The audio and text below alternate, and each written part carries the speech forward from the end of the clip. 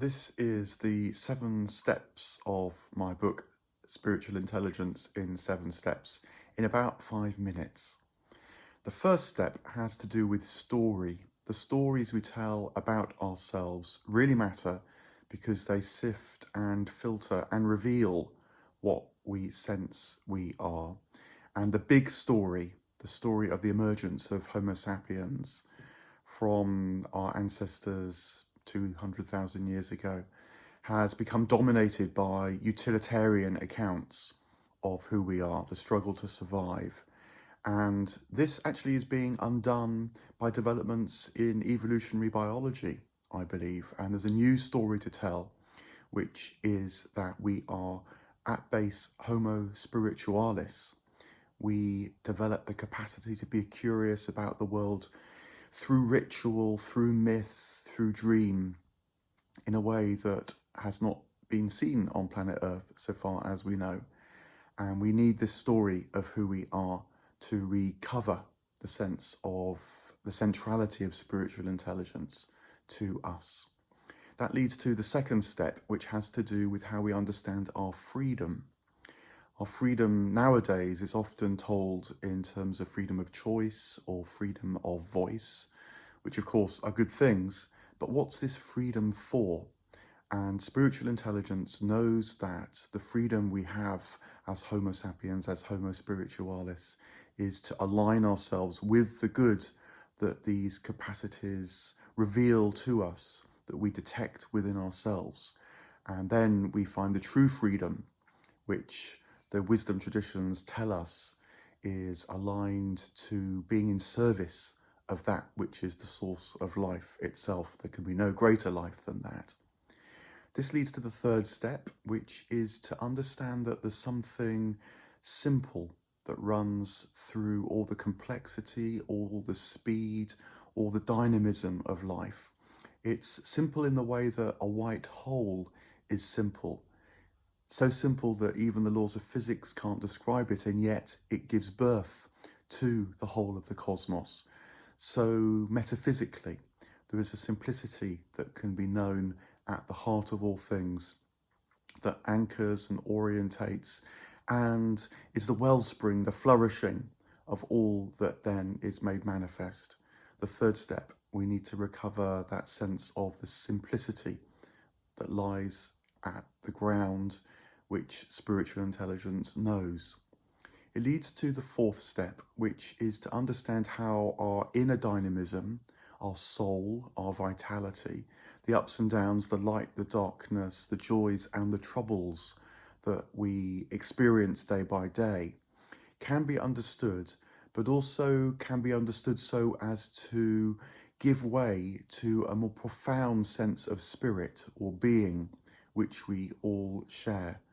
Then we become much more capable of resonating with reality and find that grounding not only in terms of the story, not only in terms of the freedom we aspire to, not only in terms of this metaphysical simplicity, but also as a lived daily experience that is at once transcendent, but also more intimate and closer to us than we are to ourselves.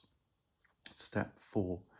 Step 5 leads even more deeply into that sense of the heart of things by considering death.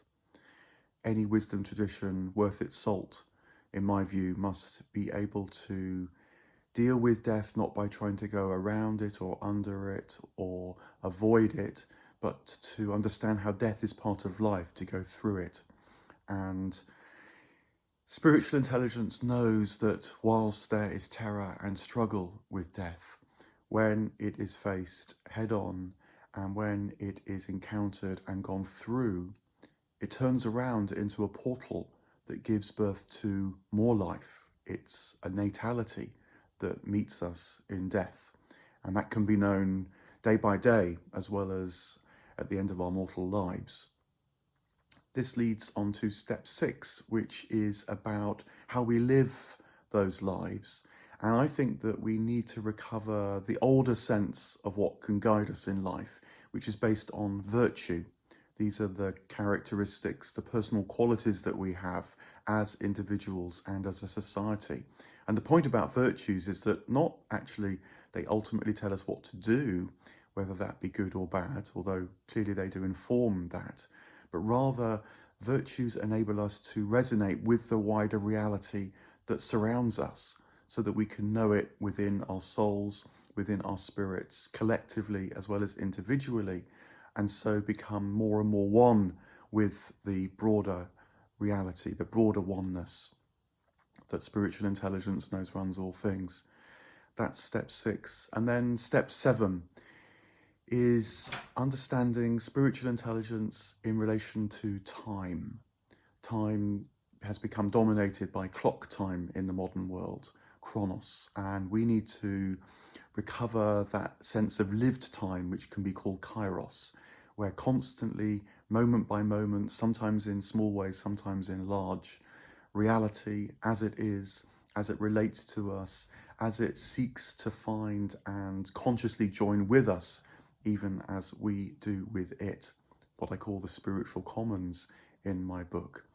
Time becomes our ally then, not ticking away like the sand falling through the hourglass, but as an ever-present source of revelation and newness and embrace of this intimate transcendence which spiritual intelligence can know. The 7 steps that I hope can help recover that for us, telling the true story of ourselves, understanding freedom as alignment, knowing that there's a simplicity which runs through all things, knowing that our souls can give way to a wider spirit in the ups and downs of life, knowing that death can be experienced as a portal to more life, understanding that virtue matters more than morality, and appreciating that time can be our friend as it leads us and guides us, sometimes dramatically, sometimes quietly, into all things.